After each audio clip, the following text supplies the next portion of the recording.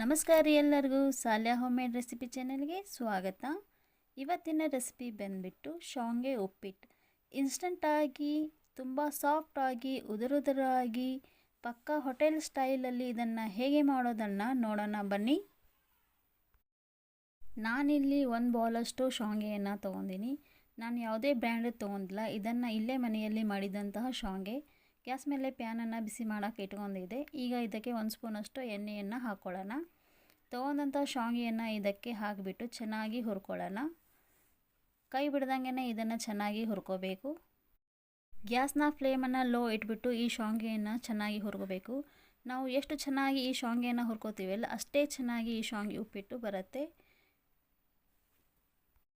ಕೈ ಬಿಡ್ದಂಗೆ ಇದನ್ನು ಚೆನ್ನಾಗಿ ಹುರ್ಕೋಬೇಕು, ಇಲ್ಲಾಂದರೆ ಹೊತ್ತು ಬಿಡುತ್ತೆ. ನೋಡ್ತಾ ಇರ್ಬೋದು ಇದರ ಕಲರ್ ಚೇಂಜ್ ಆಗ್ತಾ ಇದೆ ಅಂತ.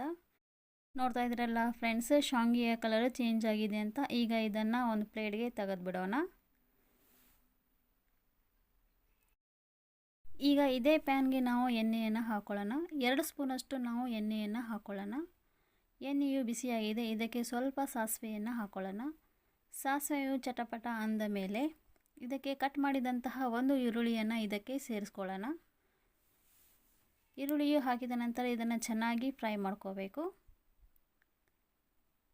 ಈಗ ಕಟ್ ಮಾಡಿದಂತಹ ಒಂದು ಟೊಮಾಟೆ ಹಣ್ಣನ್ನು ಇದಕ್ಕೆ ಹಾಕ್ಕೊಳ್ಳೋಣ. ಟೊಮಾಟೆ ಹಣ್ಣನ್ನು ಹಾಕಿದ ನಂತರ ಚೆನ್ನಾಗಿ ಫ್ರೈ ಮಾಡ್ಕೋಬೇಕು. ಒಂದು 4 ಹಸಿಮೆಣಸಿಕಾಯಿಯನ್ನು ಕಟ್ ಮಾಡಿ ಇದಕ್ಕೆ ಹಾಕ್ಕೊಳ್ಳೋಣ. ಹಸಿಮೆಣಸಿಕಾಯಿ ಹಾಕಿದ ನಂತರ ಆಯಿಲಲ್ಲಿ ಚೆನ್ನಾಗಿ ಫ್ರೈ ಮಾಡ್ಕೋಬೇಕು. ಈಗ ಇದಕ್ಕೆ 1 ಬೌಲಷ್ಟು ಶೇಂಗಾವನ್ನು ಹಾಕ್ಕೊಳ್ಳೋಣ. ಶೇಂಗಾವು ಎಣ್ಣೆಯಲ್ಲಿ ಚೆನ್ನಾಗಿ ಫ್ರೈ ಮಾಡ್ಕೋಬೇಕು. ಈಗ 1 ಬೌಲಷ್ಟು ಬಟಾಣಿಯನ್ನು ಹಸಿ ಬಟಾಣಿಯನ್ನು ಹಾಕ್ಕೊಳ್ಳೋಣ. 1 ಕ್ಯಾರೆಟನ್ನು ಕಟ್ ಮಾಡಿಬಿಟ್ಟು ಇದಕ್ಕೆ ಹಾಕ್ಕೊಳ್ಳೋಣ. ಸಣ್ಣದಾಗಿ ಕಟ್ ಮಾಡಿದಂಥ ಕ್ಯಾರೆಟನ್ನು ಇದಕ್ಕೆ ಹಾಕ್ಕೊಂಡು ಚೆನ್ನಾಗಿ ಫ್ರೈ ಮಾಡ್ಕೋಬೇಕು. ಈಗ ಸ್ವಲ್ಪ ಕರಿಬೇವಿನ ಸೊಪ್ಪನ್ನು ಇದಕ್ಕೆ ಹಾಕ್ಕೊಳ್ಳೋಣ. ಅದನ್ನು ಸಹ ಚೆನ್ನಾಗಿ ಫ್ರೈ ಮಾಡ್ಕೋಬೇಕು. ಈಗ ಇದಕ್ಕೆ ರುಚಿಗೆ ತಕ್ಕಷ್ಟು ಉಪ್ಪನ್ನು ಹಾಕ್ಕೊಳ್ಳೋಣ. ಎಣ್ಣೆಯಲ್ಲಿ ತರಕಾರಿಗಳು ಚೆನ್ನಾಗಿ ಫ್ರೈ ಮಾಡ್ಕೋಬೇಕು. ಈಗ ಇದಕ್ಕೆ 1/2 ಟೀ ಸ್ಪೂನಷ್ಟು ಹಲ್ದಿ ಪೌಡ್ರನ್ನು ಹಾಕ್ಕೊಳ್ಳೋಣ. ಹಲ್ದಿ ಪೌಡ್ರು ಹಾಕಿದ ನಂತರ ಚೆನ್ನಾಗಿ ಫ್ರೈ ಮಾಡ್ಕೋಬೇಕು. ಈಗ ಇದಕ್ಕೆ 1/2 ಟೀ ಸ್ಪೂನಷ್ಟು ಧನಿಯಾ ಪೌಡರ್, 1/2 ಟೀ ಸ್ಪೂನಷ್ಟು ಗರಂ ಮಸಾಲ ಹಾಕಿ ಕೈ ಬಿಡದಂಗೆ ಚೆನ್ನಾಗಿ ಫ್ರೈ ಮಾಡ್ಕೋಬೇಕು. ನಾನು ಯಾವ ಬೌಲಿಂದ ಶಾವಿಗೆ ತೊಗೊಂಡಿಲ್ಲ ಅದೇ ಬೌಲಿಂದ 1 ಬೌಲಷ್ಟು ನೀರನ್ನು ಹಾಕಿಬಿಟ್ಟು ಚೆನ್ನಾಗಿ ಮಿಕ್ಸ್ ಮಾಡ್ಕೊಳ್ಳೋಣ.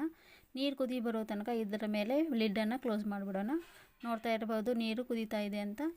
ಹೀಗೆ ಮೊದಲೇ ಫ್ರೈ ಮಾಡಿ ಇಟ್ಕೊಂಡಂತಹ ಶಾವಿಗೆಯನ್ನು ಇದಕ್ಕೆ ಹಾಕ್ಕೊಳ್ಳೋಣ. ಶಾವಿಗೆಯು ಹಾಕಿದ ನಂತರ ಚೆನ್ನಾಗಿ ಮಿಕ್ಸ್ ಮಾಡಿಬಿಡೋಣ. ಮಿಕ್ಸ್ ಮಾಡಿದ ನಂತರ ಮೇಲ್ಗಡೆಯಿಂದ ಲಿಡ್ಡನ್ನು ಕ್ಲೋಸ್ ಮಾಡಿಬಿಡೋಣ. ಶಾವಿಗೆಯು ಬೇಗ ಬೇಯುತ್ತೆ. ಶಾವಿಗೆ ಉಪ್ಪಿಟ್ಟು ಮಾಡಿದರೆ ಅಂಟಾಗಿ ಬಿಡತ್ತೆ, ಮುದ್ದೆಯಾಗಿ ಬರುತ್ತೆ ಅಂತ ಹೇಳೋರಿಗೆ ಈ ವಿಡಿಯೋ ನೋಡಿ. ಶಾವಿಗೆ ಉಪ್ಪಿಟ್ಟು ಹೇಗೆ ಉದುರುದುರಾಗಿ ಮಾಡಬೇಕಂತ ಹೇಳಿಕೊಟ್ಟಿದ್ದೀನಿ. ನೋಡ್ತಾ ಇರ್ಬೋದು ಫ್ರೆಂಡ್ಸ್, ಶಾವಿಗೆಯಲ್ಲಿ ಇದ್ದಂತಹ ಎಲ್ಲವೂ ನೀರು ಹೋಗಿದೆ. ಈಗ ಇದಕ್ಕೆ ಮೇಲ್ಗಡೆಯಿಂದ ಚಿಕ್ಕದಾಗಿ ಕಟ್ ಮಾಡಿದಂತಹ ಕೊತ್ತಂಬರಿ ಸೊಪ್ಪನ್ನು ಹಾಕಿಬಿಟ್ಟು ಮತ್ತೊಮ್ಮೆ ಚೆನ್ನಾಗಿ ಮಿಕ್ಸ್ ಮಾಡಿಬಿಡೋಣ. ನೋಡ್ತಾ ಇದ್ದೀರಲ್ಲ ಫ್ರೆಂಡ್ಸು, ಶಾವಿಗೆಯು ಎಷ್ಟು ಚೆನ್ನಾಗಿ ಉದುರುದುರಾಗಿ ಬಂದಿದೆ ಅಂತ. ಈ ರೀತಿ ತರಕಾರಿಗಳನ್ನು ಹಾಕಿಬಿಟ್ಟು ಶಾವಿಗೆ ಉಪ್ಪಿಟ್ಟನ್ನು ಮಾಡಿದರೆ ಮಕ್ಕಳು ಸಹ ಇಷ್ಟಪಟ್ಟು ತಿನ್ನುತ್ತಾರೆ. ಈಗ ಇದನ್ನು ಒಂದು ಪ್ಲೇಟ್ಗೆ ಸರ್ವ್ ಮಾಡ್ಕೊಂಡ್ಬಿಡೋಣ. ನೋಡ್ತಾ ಇದ್ದೀರಲ್ಲ ಫ್ರೆಂಡ್ಸು, ಶಾವಿಗೆಯು ಎಷ್ಟು ಚೆನ್ನಾಗಿ ಉದುರುದುರಾಗಿ ಬಿಡಿ ಬಿಡಿಯಾಗಿ ಬಂದಿದೆ ಅಂತ. ಸೊ ಫ್ರೆಂಡ್ಸ್, ಈ ವಿಡಿಯೋ ನಿಮಗೆ ಇಷ್ಟ ಆದರೆ ಪ್ಲೀಸ್ ಸಬ್ಸ್ಕ್ರೈಬ್ ಮಾಡಿ, ಲೈಕ್ ಮಾಡಿ, ನನ್ನ ಚಾನಲ್ಗೆ ಸಪೋರ್ಟ್ ಮಾಡಿ. ಸೊ ಫ್ರೆಂಡ್ಸ್, ಈ ವಿಡಿಯೋ ನೋಡಿದ್ದಕ್ಕೆ ಧನ್ಯವಾದಗಳು. ಮತ್ತೆ ಭೇಟಿಯಾಗೋಣ ಇನ್ನೊಂದು ರುಚಿಕರವಾದ ರೆಸಿಪಿಯೊಂದಿಗೆ. ಅಲ್ಲಿಯವರೆಗೂ ಬಾಯ್ ಫ್ರೆಂಡ್ಸ್.